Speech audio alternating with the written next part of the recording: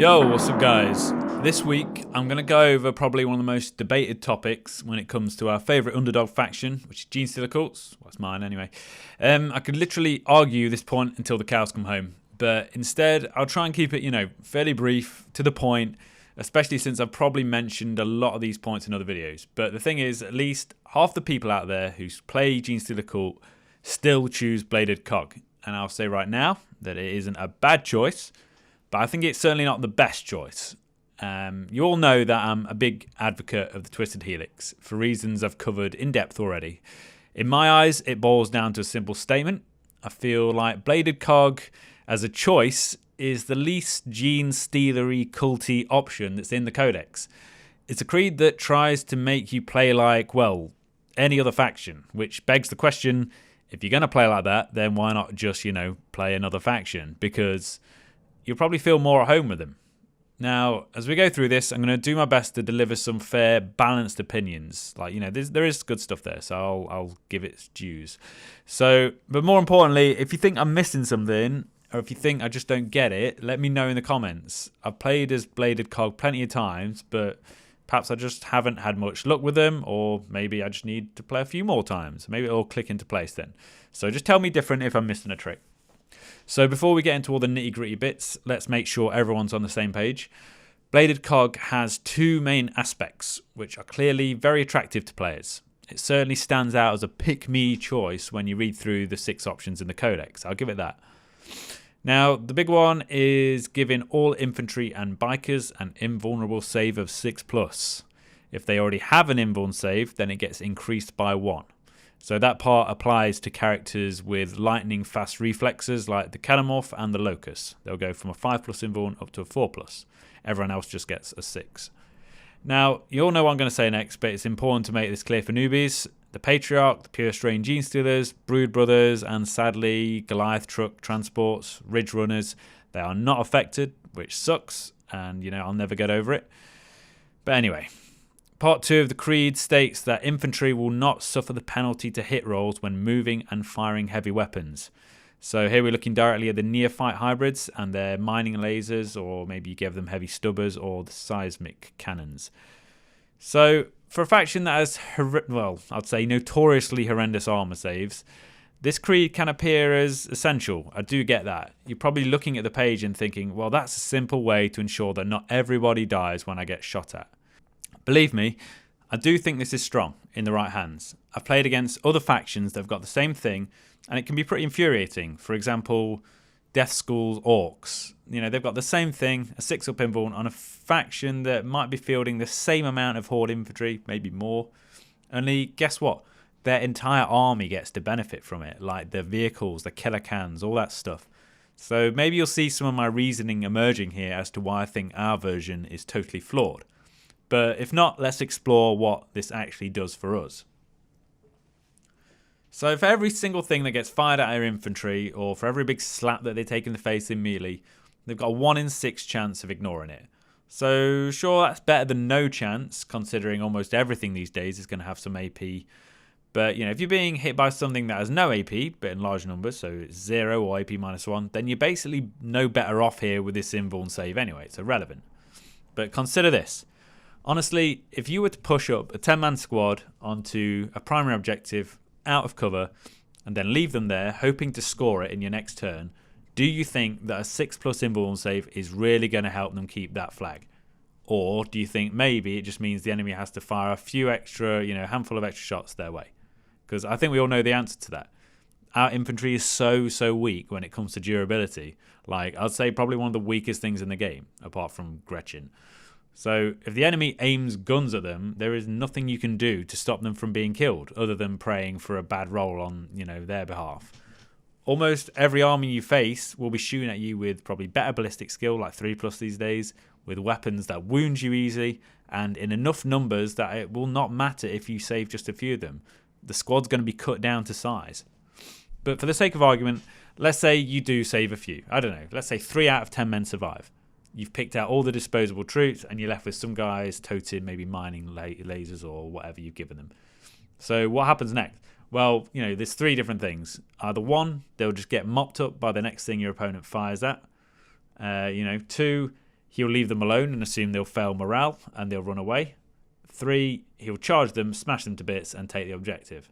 Or if none of those things happen for some weird reason and you're left with 3 guys standing on an objective next turn, well, the question is, well, what the hell are you going to achieve with a little squad of 2 or 3 hybrids now?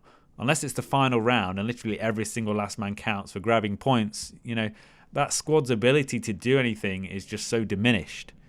Genestealer cult, for the most part, rely on strength in numbers. It's the age-old flip side of the durability coin. If you haven't got numbers anymore, then you're not going to be much use. For example, if you want to be using some of those key buffs like Might from Beyond on a squad of Acolyte hybrids, you want as many hybrids in that squad to benefit from the buff. So if you're not getting the point by now, what I'm trying to say is simply a 6-up invuln isn't worth shit. No matter who the opponent is, unless they're absolutely cretinous and they only brought melter guns, then they're going to have anti-infantry weapons in there that will just overwhelm you with rate of fire. I mean, if you're up against Astra Militarum, for example, a single infantry squad is going to put out like 36 lasgun shots a turn with orders. The dice are just too stacked against you. You're not going to make enough saves. So let's take a look at the other thing. Most cult players bring an Icon Ward as one of their HQ choices, who gives a Feel No Pain roll of 6 in his aura range. So if you really want to be fishing for 6s, as they say, he's most likely going to be around anyway to give you that backup.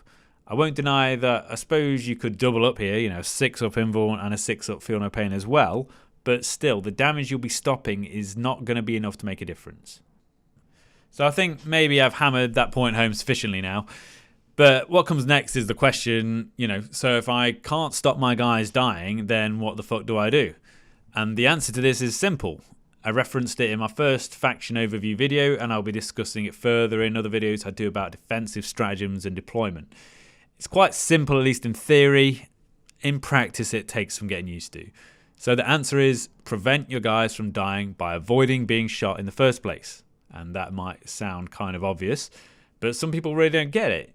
Really, it's staring you straight in the face. If you read the Codex, it's pretty clear in both the rules and the law. If you want a prime example, let's pick up this stratagem. It's called Lurk in the Shadows, so check it out. Use the stratagem at the start of your opponent's shooting phase. Select a Genestealer cult's infantry unit from your army that's entirely within the terrain, so I guess they'll be in cover. Until the end of that phase, enemy models can only shoot if that unit is the closest to them and visible.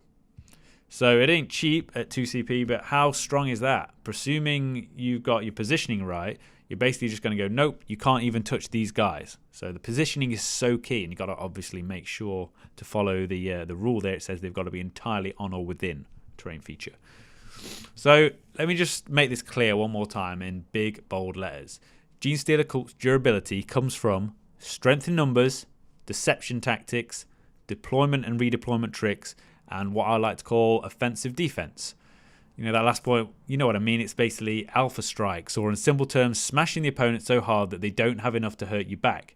You don't need to worry about durability if the enemy's on the floor with a rock drill-shaped cavity in his chest. I'd say the only place I'd find this 6-up invuln remotely beneficial is for aberrants.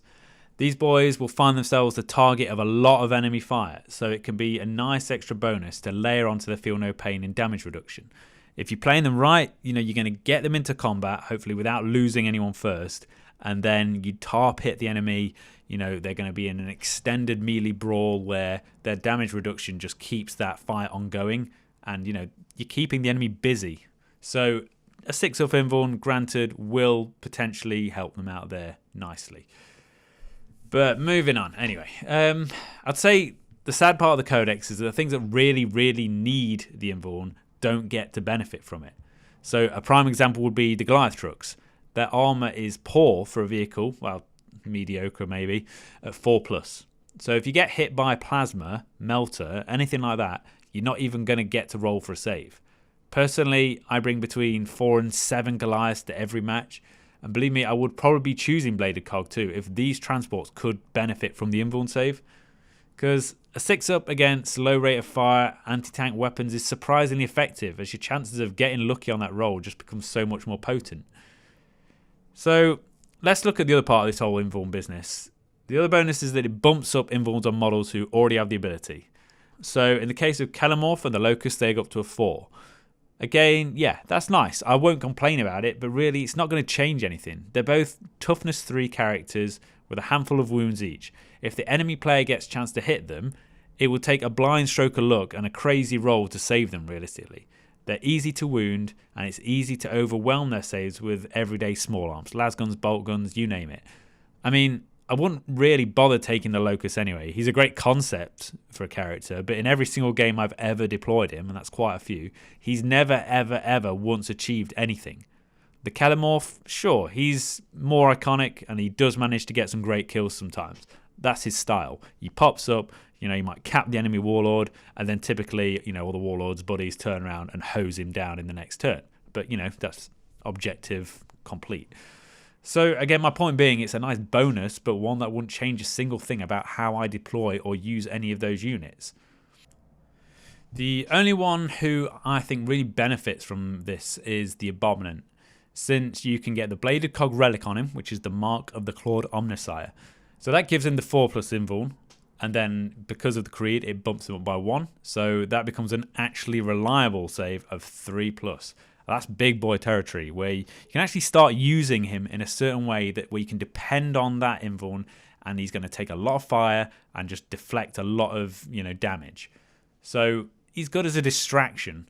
You can lean into that idea that the enemy will most likely be scared of him. They're going to see this big muscle-bound mutant with a sledgehammer be put down the board and think, okay, he's got to fucking die because he looks scary. And then they're going to focus all their guns on him and they're going to work around him, which is ideal because the Abominant is shit in combat, believe me. If your opponent wastes all their firepower on him, I would consider that's a job well done because then all your other important stuff is still alive. So there's some food for thought. I'd certainly urge you not to take the mark of the Clawed Omnissiah on the Patriarch. A 4+ invuln can be attained through the Amulet of the Voidrum instead, and that's got other benefits like no Overwatch. So this relic is for the Abominant. Don't make the mistake of giving it to the Patriarch, like I've seen so many people do on battle reports and stuff. That's wrong. Well, it's not wrong, but it's stupid. Now, whilst I'm on the topic of the Bladed Cog specific relic, it's important to look at the other two things, which is the unique Warlord trait and the unique Psychic power. I'll come back to the part about infantry and heavy weapons bonus later because that's kind of simple and it might tie in with this next bit, so hear me out. My beef with these aspects are that they're essentially duplicates of abilities already baked into some of your key characters. I understand that for the sake of flexibility, maybe that's a good thing, but I see it as like, I don't know, maybe they ran out of ideas when doing this stuff and just chucked in some of the same stuff and said, fuck it, Who knows? Let's follow on here with the Cult Warlord trait first. So this is Single-Minded Obsession. When you're near the Warlord, in 6 inches, all Cult units get to reroll wounds against a single target, which you designate during the deployment phase of the game. Now, does that sound familiar? Yes. It's basically the same as the Primus's inbuilt ability, which is Meticulous Planner. So, fair enough. This one is re-rolling all wounds rather than just wounds of 1, slightly better. But the way I see it is, if you're Twisted Helix, your strength is going to be way higher in the first place, so you're going to be wounding way more units on a roll of 2 anyway, so it's not even an issue. My point here is, chances are the Primus is going to be in your army anyway. A lot of people use him, so why not just rely on his ability? Granted, this would give you the option to pick another key target, but if that was so important, you could pay 1 CP for the Heart of the Creed stratagem, which allows you to pick a second one anyway. So, for argument's sake, I guess this would give you the opportunity to then have 3 key targets to reroll wounds against, but okay, whilst I'm saying this, it does sound very alluring, I'll admit, and maybe I've just given myself a new idea to try out there. So I'll get back to you on that. Yeah, I'll try not to get too sidetracked there, but let's go on to the next point. Let's talk about the Bladed Cog's Psychic power, which is Undying Vigor. Now, this is a classic Feel No Pain defensive cast, which gives you, Feel No Pain on 5 or 6. Obviously, that's great. Tyranids get the same power called Catalyst, and it's always considered to be a highly competitive pick. But my issue here is, again, it's basically something you can already get on the units who you'd want to cast it on. Case in point being Aberrants. Feel No Pains are really, really powerful, especially on multi-wound squads. So, don't even get me started on the Death Corps of Krieg Death Riders, 3-wound bastards. They all have a 5-up Feel No Pain, and they're an absolute nightmare to shift. Aberrants are the only thing in the Cult Codex that is multi-wound in a squad, so 2 wounds each. But guess what? they already have a fucking 5 up feel no pain anyway, and plus their damage reduction, and then plus all the buffs, that they can get to that feel no pain through stratagems and the icon ward, and plus they can be buffed in terms of their toughness. So you're starting to see what I'm getting at here. Yes, you could put this on, let's say, a big squad of Acolyte hybrids. Would it keep them alive longer? Sure it would. A bit. But again, you could also just have the icon ward around in the first place, and he'll be buffing everyone around him with a 6 up feel no pain all the time, instead of just one squad who you could give the psychic power to. But yeah, I'm kind of coming to the end of my argument here, but there's a few other things to mention. So first of all, there's that cool cult stratagem they have, which is Overthrow the Oppressors. It's only 1 CP, which is nice, and it gives you the ability to generate exploding hit rolls on a 6 in melee. Note, obviously, you can't use it on the Patriarch. You can't use it on the Pure Strain Genestealers, which is lame. Genestealers have a high amount of attacks. That would have been nice. But yeah, so exploding 6s, note, they're not automatic hits. You just get the chance to roll for another hit. But even better, it becomes exploding 5s against Imperium units in general, which is half of the armies in all of the 40k universe. So, yeah, great. Or better still, exploding 4+ against AdMech, which is very, very cool. Very, very niche. But undeniably, if that situation arises, fair play, it's probably going to be insanely good times, and you'll use it every battle round, no doubt. So you could throw in Acolytes, Aberrants, something with crazy high hit ratios like the Metamorph hybrids. It's not going to win you a game outright, but it's a cheap beef and cheese card to keep up your sleeve. So, lastly, yes, I almost forgot to talk about the infantry heavy weapons thing. Mining lasers, heavy stubbers, seismic cannons, they can all be carried by your neophytes without the movement firing penalties. That is very nice.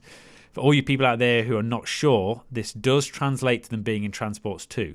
So a squad of 10 can sit nicely in a Goliath truck, nipping around the board and firing those lasers with no penalty. But one thing that I have tried in the past is to combine this en masse with the trait Single-Minded Obsession on a Jackal Alphas to mix in with their Priority Target Spotted ability, which gives you +1 to hit against a single target. So you could be re-rolling wounds along with a +1 to hit against key targets for a nice little firebase of Ridge Runners, mining laser infantry packed into the trucks. It sounds great on paper. When I tried it, it was shit. Totally underwhelming. As I said in the past, the cool arsenal is just not diverse or powerful enough to benefit from these buffs. I mean, to be fair, once I did do against the new Dark Angel stuff, which, you can only wound them on 4s. That's absolute fucking nightmare anyway. But let's draw this all to a close. The final bottom line is, I see Bladed Cog as a defensive-minded creed. And really, it ain't that great. The opinion is that you're trying to turn the cool army into something that it's not. You're going against the grain. So many armies that come up against you will just have far better shooting capabilities with high rates of fire. These kinds of buffs will just not stand up to that stuff. They will save your ass in a pinch, but I would advise just, instead, don't get in a pinch in the first place, if you can help it.